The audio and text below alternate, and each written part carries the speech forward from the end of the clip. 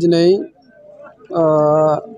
सनितपुर जिल्ला दुलाराय बर' फरायसा आफादा 13 बोसोर बैसोनि सिंनि उन्दै उन्दै गथ'फोरखौ फुटबल गेलेनाय जि बादायलायनाय बे हाबाफारिखौ घरामारिनि ढेकिदलनि बे गेलेग्रा फोथाराव लादों आरो बे हाबाफारियाव दिनै बे ओनसोलनि गोबां मेलेमजिबि आरो गोबां बैसोगोरा मानगोनां बिथांमोना बाहागो लादों। सनितपुर जिल्ला दुलाराय बर' फरायसा आफादनि बानजायनायाव जानाय नैबे 13 बोसोर बैसोनि सिंनि उन्दै उन्दै गथ'फोरनि फुटबल बादायलायनाया दिनै नैबे घरामारि ढेकिदल गेवलां गेलेग्रा फोथारनि गेजेरजोंनो बेखेवजेननाय जादों आरो बे बेखेवजेननाय हाबाफारियाव बालिपारा दख'र दुलाराय बर' फरायसा आफाद आरो घरामारि दख'र दुलाराय बर' फरायसा आफादनि गेजेराव जागासिनो दङ आरो बे गेलेनाया जोबोद मोजाङै जादों आरो बे मोनसे हाबाफारिखौ दुलाराय बर' फरायसा आफादा मिशन क्वालिटि एडुकेसननि मोनसे पार्ट हिसाबै लानाय जादों आरो बेवहाय सिन्था खालामनाय जादों बेबायदि गेलेहोनायनि गेजेरजों बर' माहारिनि गेजेराव फैबाय थानाय समाव फरायनायजों लोगोसे गेलेनायनि गेजेरजोंबो गाव गावनि जिउ राहाखौ दानानै लानो हानाय जायो। बेखौ नोजोर बोनानै फुटबलजों लोगोसेनो गुबुन गुबुन गेलेनाय बादायलायनायनि जे हाबाफारिफोर दङ बे हाबाफारिखौ दुलाराय बर' फरायसा आफादा फैबाय थानाय समाव लानानै बर'फोरनि गेजेराव साबसिननिफ्राय साबसिन जिल्ला लेभेलाव स्टेट लेभेलाव आरो नेसनेल लेभेलाव आरो इन्टारनेसनेल लेभेलाव गेलेहोनायनि मोनसे सिमां सुजुदों। थिग बेबायदिनो दुलाराय बर' फरायसा आफादनि बानजायनायाव फैबाय थानाय समाव जुदि ब्रा ब्रायैनो दुलाराय बर' फरायसाफोरा साननाय बायदिनो बर'फोरनि गेजेराव मोजां मोजां गेलेग्रा लाइमोनस्रिफ्रा जुदि फैमारोब्ला बर' हारिया गेलेनाय आयदायाव जौगासारनानै मुलुगाव मुंदांखा जागोना बे रोखा।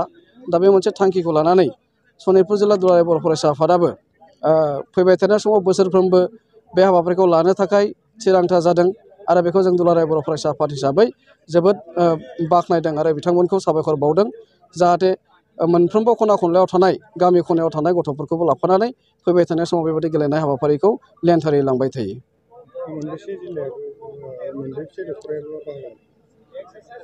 सनितपुर जिल्लानि बे 13 बोसोर बैसोनि सिंनि फुटबल बादायलायनाय बे हाबाफारियाव गासै मोन 8 दख'र आफादफ्रा बाहागो लागोन आरो बे फैगौ 14 आगस्टनिफ्राय लेन्थारि दिनैनि उननिफ्राय जालांबाय थासिगोन। दा गेलेनाय बादायनायाव जायफ्रा देरहादों बिथांमोननि थाखाय माबाफोर सुबिदा खालामदों नामा? जाय बिथांमोना दिनै गेलेनायाव बादायलायगोन बे जोबथारनाय समसिमहालागै जायफ्रा बादायलांगोन बेयाव सेलेक्सननि प्रसेस फैगोन। सेलेक्सन खालामनानै जायफोरा सेलेक्सन मोनगोन बिथांमोना फैबाय थानाय समाव नैबेनिख्रुइ साबसिन मोनसे थासारियाव गेलेनायनि सुजुग सुबिदाखौ मोनगोन आरो जाय मोनसे हान्जाया जिल्लानि गेजेरावनो साबसिन गेलेनानै दिन्थिफुंनो हागोन बिथांमोना सेन्ट्रेलाव खुंजानो लानाय बे 13 बोसोर बैसोनि जि मोनसे फुटबल बादायलायनाय बे फुटबल बादायलायनायाव बाहागो लाहैनायनि खाबुखौ मोनगोन। दिनै सनितपुर जिल्ला दुलाराय बर' फरायसा आफादनि बानजायनायाव 13 बोसोर बैसोनि जे जोलुर बादायलायनाय बेखौ हाबाफारिखौ दिनै बेखेवबाय। नोंथाङा मा फोरमायनो सानो? दिनै सनितपुर जिल्ला दुलाराय बर' फरायसा आफादनि दैदेननायाव गिबि खेब होननानै बुंनांगोन मानो होनोब्ला सिगां जायाखैमोन। गिबि खेब हिसाबै Under-13 जि जोलुर बादायलायनाय बेखौ दिनै घरामारि दख'र दुलाराय बर' फरायसा आफादनि बेंनायाव थानाय नैबे ढेकिदल गेलेग्रा फोथाराव बेखौ बेखेवनाय जाबाय। बेनि उनाव जोङो फारियै बे बादायलायनायखौ लांबाय थागोन। आसा खालामदों नैबे जि Under-13 जोलुर बादायलायनाय बेवहाय फैबाय थानाय समाव जोंनियाव फैबाय थानाय इयुन जोलैनि जि लाइमोन सेंग्राफोर बेयो जाहाथे गेलेनायाव मोनसे गावनि राहाखौ दाना लानो हायो बेखौ आसा खालामदों। सिगाङाव सनितपुर जिल्ला दुलाराय बर' फरायसा आफादा जोलुर होदोंमोनब्लाबो Under-13खौ होनाय जायाखैमोन। देग्लाय बे जारिमिनारि गिबि खेब हिसाबै जागोन। आं बे हिसाबै खावलायनो लुबैदों जाहाथे फैबाय थानाय समाव जोंनि सनितपुरनि जि लाइमोन सेंग्राफोर एबा जाखांफुनाय जि गथ'फोर बिथांमोन खावलायनो लुबैदों जाहाथे नैबे Under-13 जि जोलुर गेलेनाय बेहाय बाहागो लानानै गावखौनो गाव जाहाथे स्पर्ट्सआव सासे थांना थानो हानाय राहा हिसाबै दिहुनना लानो हानाय बायदि गेलेनायाव गोसो होयो बेखौ आं खावलायनाय जाबाय।